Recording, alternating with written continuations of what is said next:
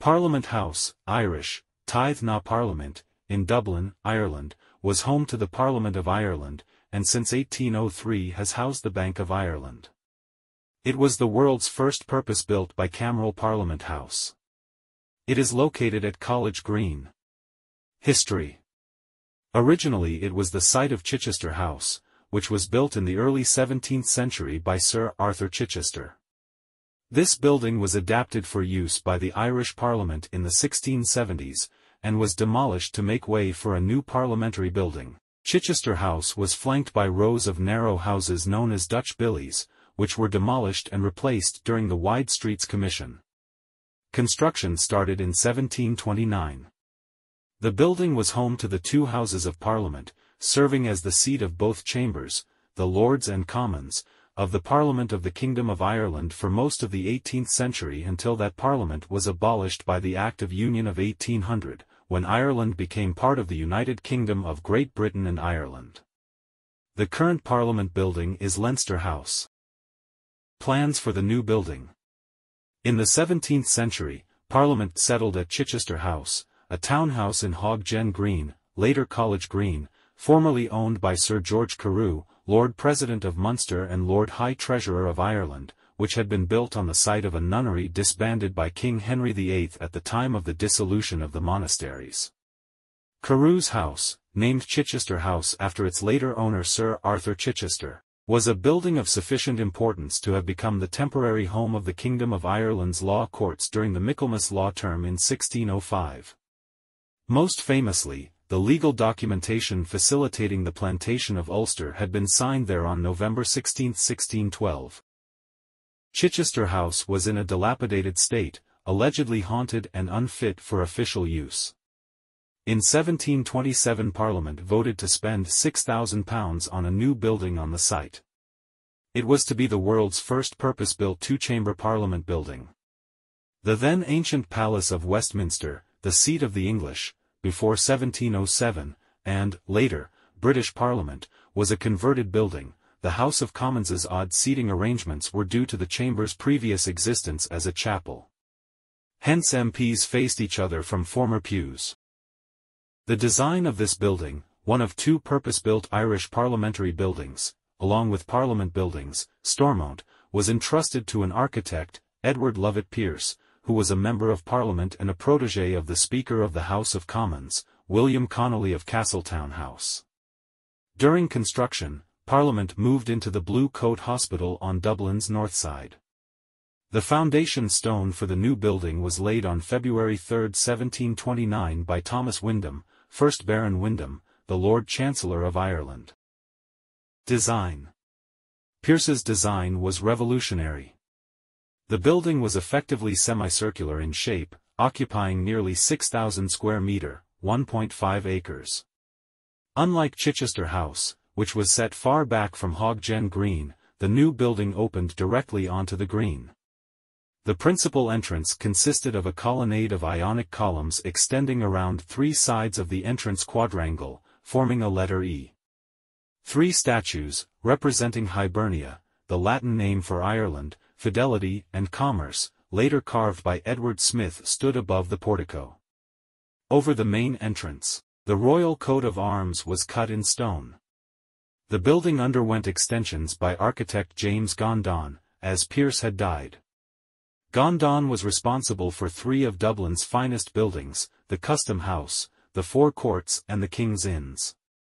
Between 1785 and 1789 he added a new piers entrance at the east of the building, facing onto Westmoreland Street. Unlike the main entrance to the south, which came to be known as the House of Commons entrance, the new piers entrance used 6 Corinthian columns, at the request of peers who wished their entrance to be distinct from the Ionic columns of the main entrance. Over this, 3 statues by Edward Smith were placed, representing fortitude, justice and liberty. A curved wall joined the Pearce entrance to Gandon's extension. This masked the uneven joins of some of the extension, as shown below. The wall, built of granite with inset alcoves, bears little resemblance to the building as it was in its parliamentary days. Another extension was added on the west side into Foster Place, designed in 1787 by architect Robert Park. While matching Gandon's portico, he tried a different solution, linking the other portico to the main Pierce one by a set of Ionic pillars. The result proved unattractive. When the Bank of Ireland took over the building, it created an architectural unity by replacing this set of Ionic columns by a curved wall similar to Gandon's east wall. Ionic columns were then added to both curved walls, giving the extensions an architectural and visual unity that had been lacking and producing the building's ultimate exterior. The interior contained one unusual and highly symbolic feature. While in many converted parliamentary buildings where both houses met in the same building, the houses were given equality, or indeed the upper house was given a more prominent location within the building, in the new Irish Houses of Parliament the House of Commons was featured, with its octagonal parliamentary chamber located in the building's centre. The smaller House of Lords was given a lesser position nearby. The original, domed House of Commons chamber was destroyed by fire in the 1790s, and a less elaborate new chamber, without a dome, was rebuilt in the same location and opened in 1796, 4 years before the Parliament's ultimate abolition. Pierce's design copied. Pierce's designs came to be studied and copied both at home and abroad. The vice-regal apartments in Dublin Castle imitated his top-lit corridors. The British Museum in Bloomsbury in London copied his colonnaded main entrance. His impact reached Washington, D.C., where Pierce's building, and in particular his octagonal House of Commons chamber, was studied as plans were made for the United States Capitol building. While the shape of the chamber was not replicated, some of its decorative motifs were. With the ceiling structure in the old Senate chamber and old House of Representatives chamber, now the statuary hall bearing a striking resemblance to Pierce's ceiling in the House of Commons. The uniqueness of the building, the quality of its workmanship and its central location in College Green, across from Trinity College Dublin, made it one of Dublin's most highly regarded structures. Public ceremonies. Much of the public ceremonies mirrored those of the British Houses of Parliament. Sessions were formally opened by a speech from the throne by the Lord Lieutenant, who used to sit, surrounded by more splendor than His Majesty on the throne of England. The sovereign's official representative, when he sat on the throne, sat beneath a canopy of crimson velvet. As in the English and British parliaments, the House of Lords was presided over by the Lord Chancellor, who sat on the woolsack, a large seat stuffed with wool, which was seen as a symbol of economic success and wealth. At the state opening of Parliament, members were summoned from the nearby House of Commons chamber by White Rod, as opposed to Black Rod in Westminster. In the Commons, business was presided over by the Speaker, who in the absence of a government chosen from and answerable to the Commons was the dominant parliamentary figure. Speaker Connolly remains today one of the most widely known figures ever to be produced by an Irish Parliament, for his role in Parliament and for the wealth that allowed him to build one of Ireland's greatest Georgian houses, Castletown House. Sessions of Parliament drew many of the wealthiest of Ireland's Anglo-Irish ascendancy to Dublin, particularly as sessions often coincided with the Irish social season, running from January to March 17, St. Patrick's Day, when the Lord Lieutenant presided in state over state balls and drawing rooms in the vice-regal apartments in Dublin Castle. Leading peers flocked to Dublin, where they lived in enormous and richly decorated townhouses, initially on the north side of Dublin, later in new Georgian residences around Merrion Square and Fitzwilliam Square.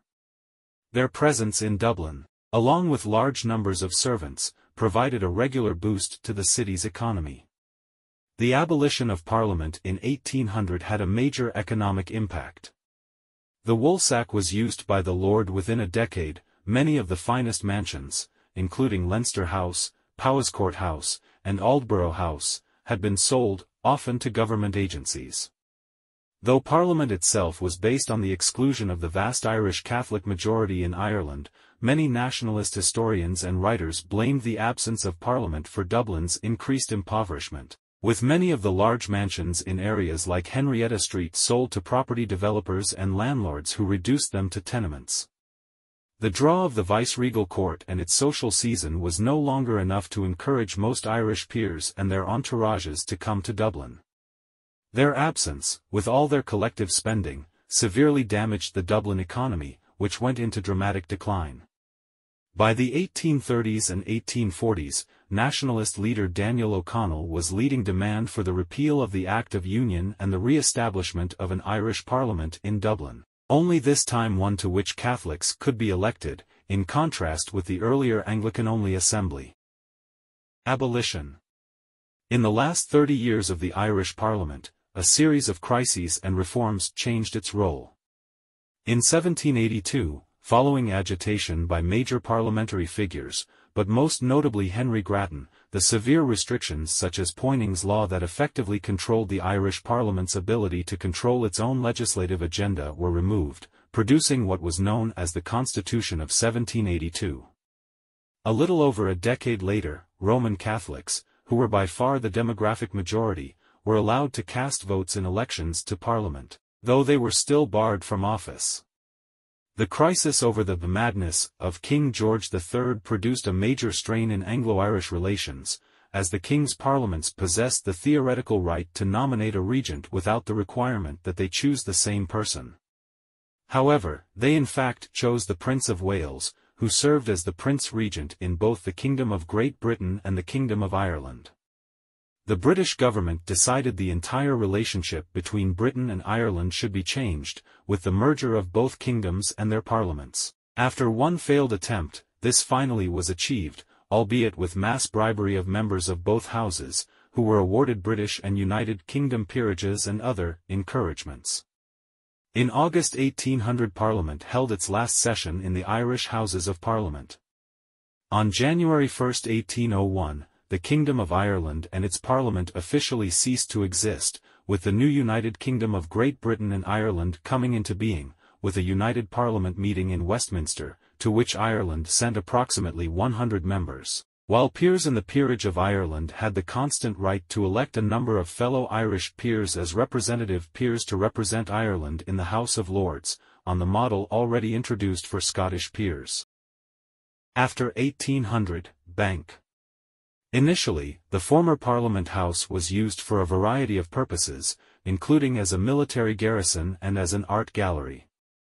In 1803 the fledgling Bank of Ireland bought the building from the British government for £40,000 for use as its headquarters.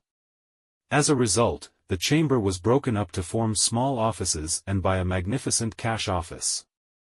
Architect Francis Johnston, then the most prominent architect working in Ireland, was employed to oversee the conversion. However, the House of Lords chamber survived almost unscathed. It was used as the bank's board room until the 1970s when the bank moved its headquarters. The chamber is now open to the public and is used for various public functions, including music recitals. Continuing symbolism. Some of the building's contents survived. The ceremonial mace of the House of Commons remained in the family of the last Speaker of the House of Commons, John Foster, MP. The Bank of Ireland bought the mace at a sale in Christie's in London in 1937. The chair of the Speaker of the House of Commons is now in the possession of the Royal Dublin Society, while a bench from the Commons is in the Royal Irish Academy. Two original tapestries remain in the House of Lords. Designed by Dutch landscape painter William van der Hagen, and woven by John van Bever, dating from circa 1733, the tapestries are unique. One represents the Battle of the Boyne and the other the Defence of Londonderry. Each tapestry has 5 portrait and narrative medallions around the central scene that depict, narrate and name central characters and events in the battles. Both also have trophies of arms and figures of fame below enclosed by fringed curtains. The chandelier of the House of Commons now hangs in the examination hall of Trinity College Dublin. The woolsack, on which the Lord Chancellor of Ireland sat when chairing sessions of the House of Lords, is now back on display in the chamber. Copies of debates of the Old Irish Parliament are now kept in Leinster House, keeping a direct link between the two eras. Re-establishment of a Parliament in Dublin. From the 1830s under Daniel O'Connell, generations of leaders campaigned for the creation of a new Irish Parliament, convinced that the Act of Union had been a great mistake.